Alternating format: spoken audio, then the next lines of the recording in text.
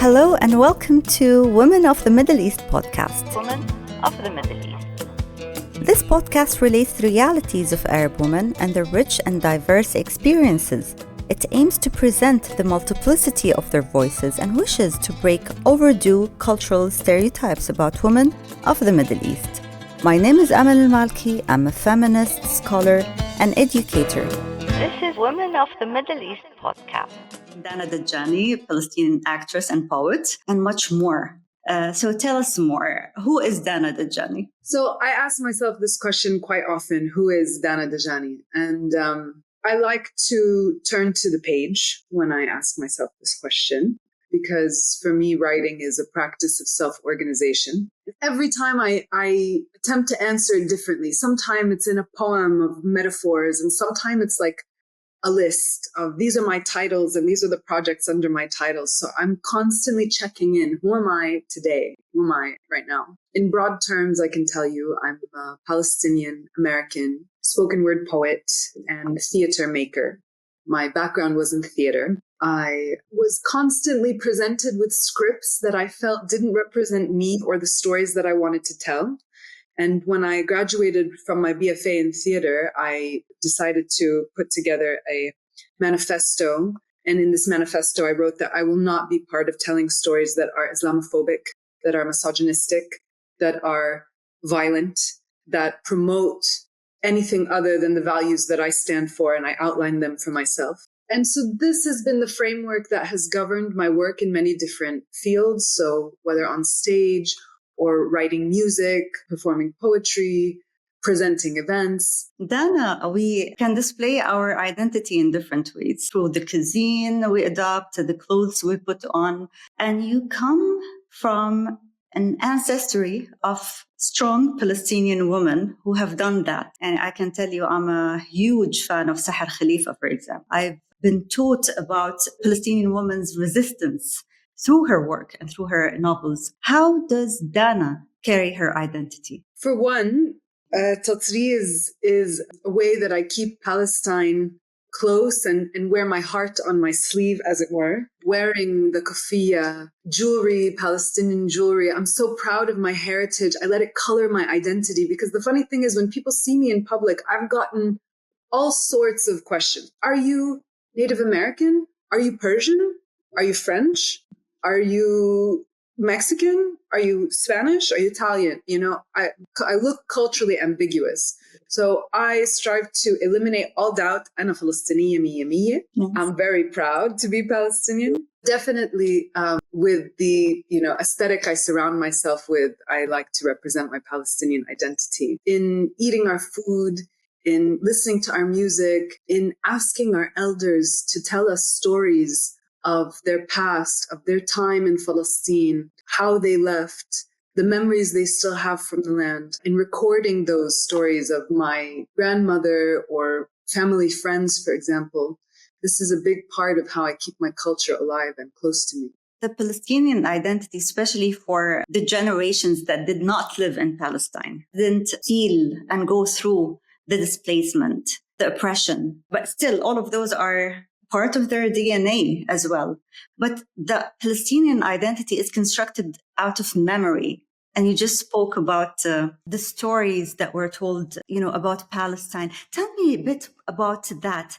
How do you collect those stories? How do you react to those stories? Well, there's a project that's been very close to my heart. My maternal grandfather, so Abu Ammi, he lived to be about 102 years old, Allah yarhamu. But towards the last 10 years of his life, I watched how his memory got shorter and shorter and shorter. He used to be able to tell a story in 20 details, and then it became 10, and then it became 5, and then it became 2, and then, oh yeah, that happened. But what details he couldn't. And so with my paternal grandmother, I really decided 12 years ago that I'm going to start recording her stories from now. And so I would sit with her and I would tell her, anything.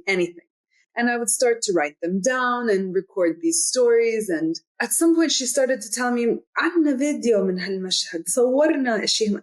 I was like, كيف يعني صورتوا? كيف يعني في فيديو? How is there a video? Eventually she unearthed for me 60 reels of 8mm film. which she took from 73 till 81 after she left Palestine with my grandfather. And by virtue of my grandfather's job, he used to work for Air India in Jerusalem, and then he went on to work with different airlines. He would open new cities for the airline as a destination. So he was always kind of first boots on the ground. And by this virtue, when they left Palestine, they lived a very different refugee narrative. In fact, Tita called their life the poor millionaires. She said they lived this jet set lifestyle on a shoestring budget, traveling the world in a time where refugee still was not a dirty word, when they still had the ability to travel. So I was fascinated, of course, by the stories of Palestine, the stories leaving Palestine, and the video footage that she gave me. And then she also gave me hundreds of dresses because she had a boutique in Jerusalem where she used to travel with Dubai dresses and sell them. But it was called Petit Paris. So I inherited from her dresses. I inherited from her stories. I inherited from her the video footage. And all of these kind of assemble to create the identity of my lineage, the identity that I was born into. One unfortunate thing is that as I dug, I uncovered her wounds. Because there are times when I would ask her and I would push for her to tell me, hey, there's gaps in the story. What happened between here and here? What happened between here and here? And eventually when I did touch those points, I could see, I could feel, I can sense so viscerally how much pain she still carried when she remembered how much she lost. And I had to stop myself from investigating, from wanting to fill the gaps of those stories for myself, because I could see how much pain it caused her, which also caused me pain, not that she just experienced that, but that it will remain hidden from me. And I will never be, because I don't want to hurt her in the process. Tough, but it's also part of the intergenerational trauma, right? That maybe you need to deal with and process, so you wouldn't pass it on. This makes me wonder, do you feel that a big part of Palestinian women's histories haven't been recorded? We know the history. Okay, we've been taught and we taught our children the history of Palestine, but we know little about what women went through. Do you feel that now that you have gone through your grandmother's history, there are things that we are still don't know? And how would we know if we get too hurt to know? Yeah. Wow. What a question. I was having this conversation with a friend of mine earlier about how much emotional labor women do to contain the family, to take care of the elders, the parents, the children, the community, the neighbors. And unless someone was a writer for themselves, and only if they really have the great fortune of being able to hold on to their possessions, as we saw with my grandmother when she left Palestine in 48 and again in 67, they lost every material possession. So unless they were really fortunate to be able to hold on, then we will never have an archive or testament to all of the efforts that went into raising generations, to feeding and clothing and housing and homing and loving all of our ancestors.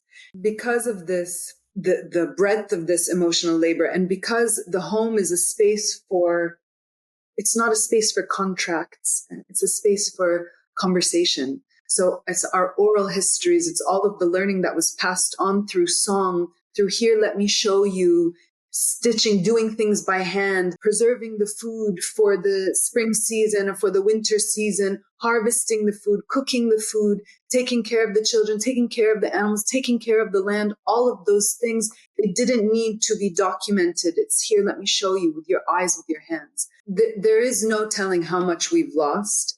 There is only an embodiment of what we've retained, and the desire to excavate and keep alive and tap into the knowledge of our elders and say, please pass on what you remember, pass on what you can stand to remember, even from what hurts, so that we can work through it and we can carry it on. But in general, I feel that even those women who were fortunate enough to be literate and to have the time to write and to be documented, I feel like many women were erased from history, like the Palestinian Lebanese feminist writer May Ziadeh. The records of her literary salon, which every literary salon had records that were kept, her records were erased.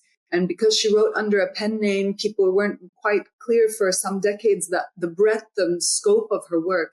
And even just 15, 20 years ago, I was trying to do some research about her. It was very hard to find. I had to go to Lebanon to find some of her work that was published in publishing houses in Lebanon, to find some of it. Now, yes, we're seeing reclamation of these characters and a celebration of these characters that were somehow lost to history. But I think that in the case of women like May Ziad, she was specifically silenced and tried to be erased from history.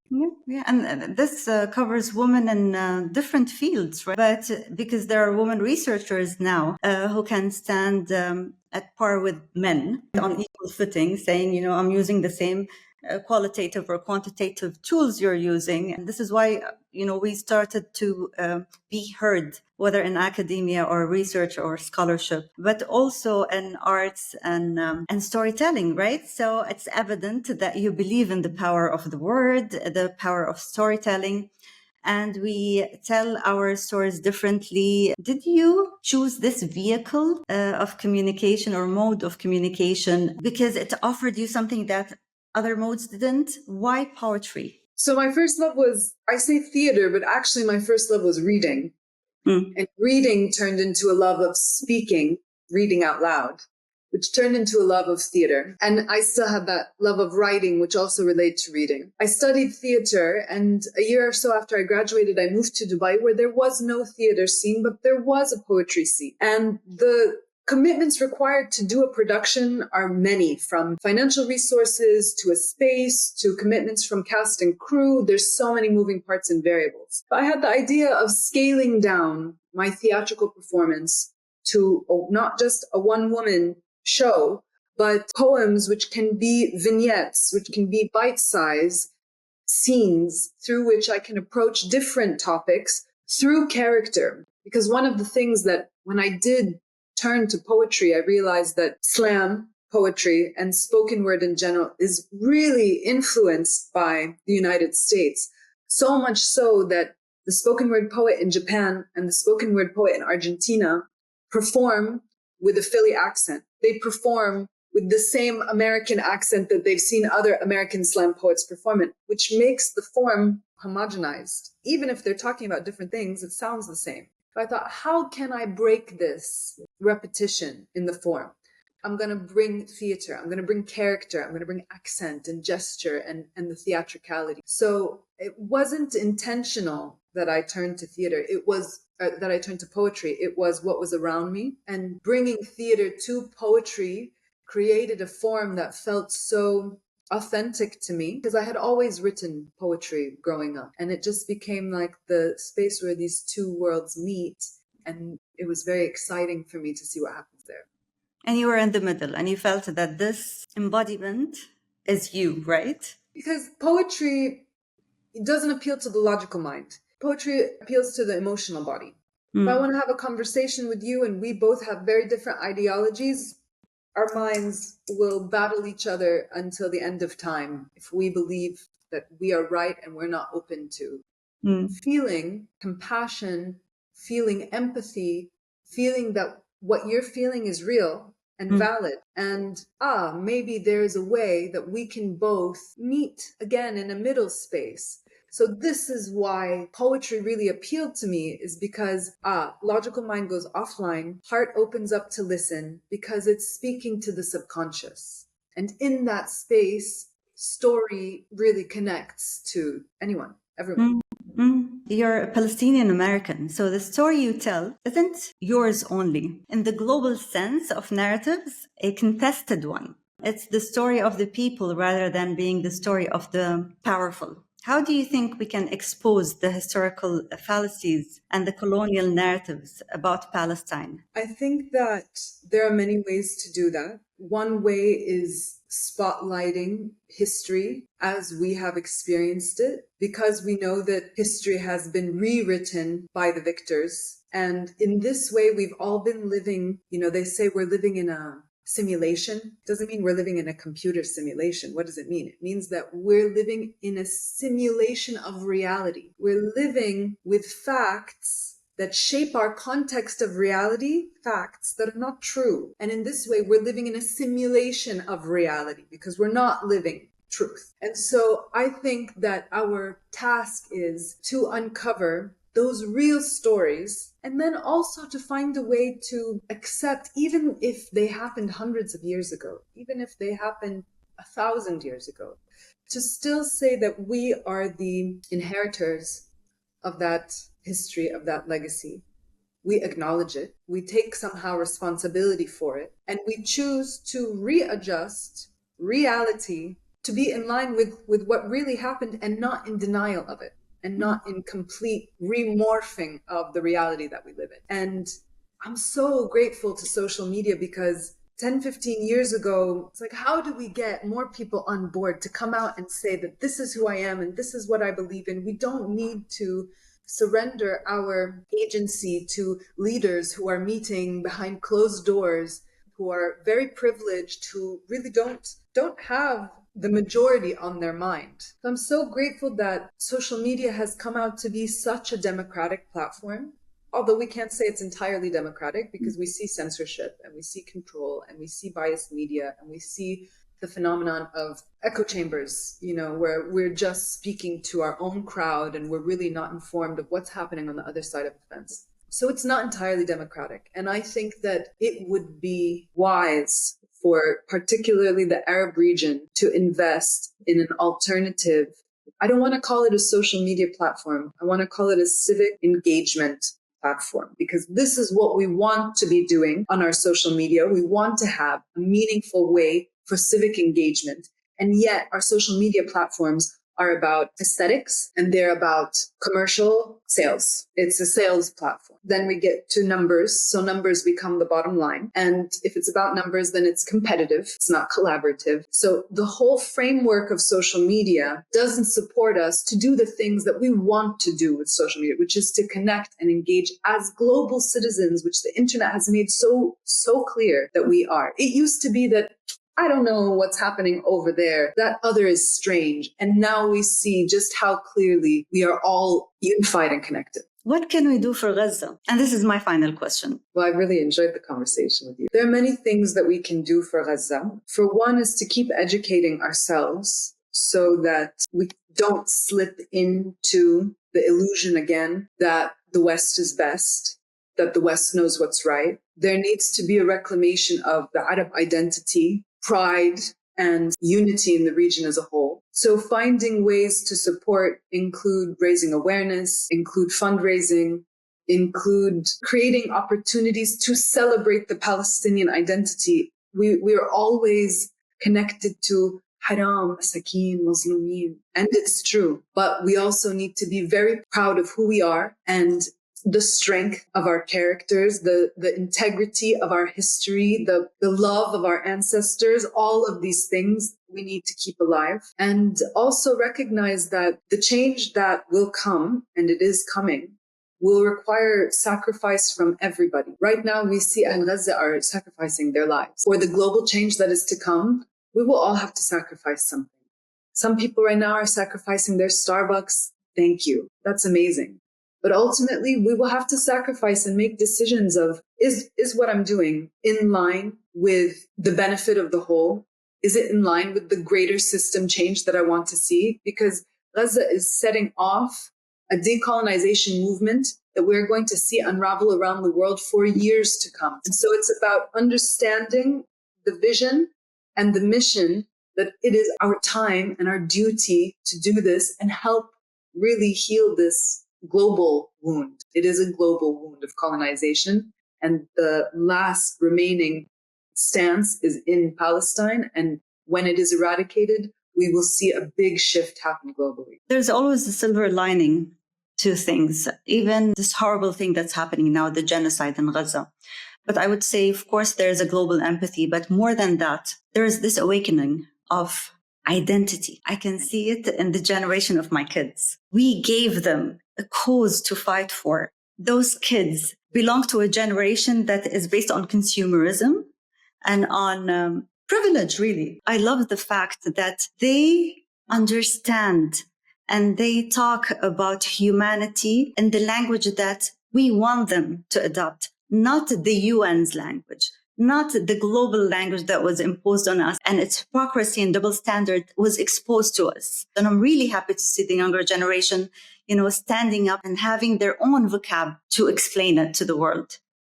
It's not just the younger generation. It's now a worldwide issue on everyone's tongue. I can't believe it took 75 years for that to be the case. But alhamdulillah, now it is. And it's not going to go away. It's not going to go away. It's not going to be swept under the rug. It's hard to ask human beings to live a life without purpose.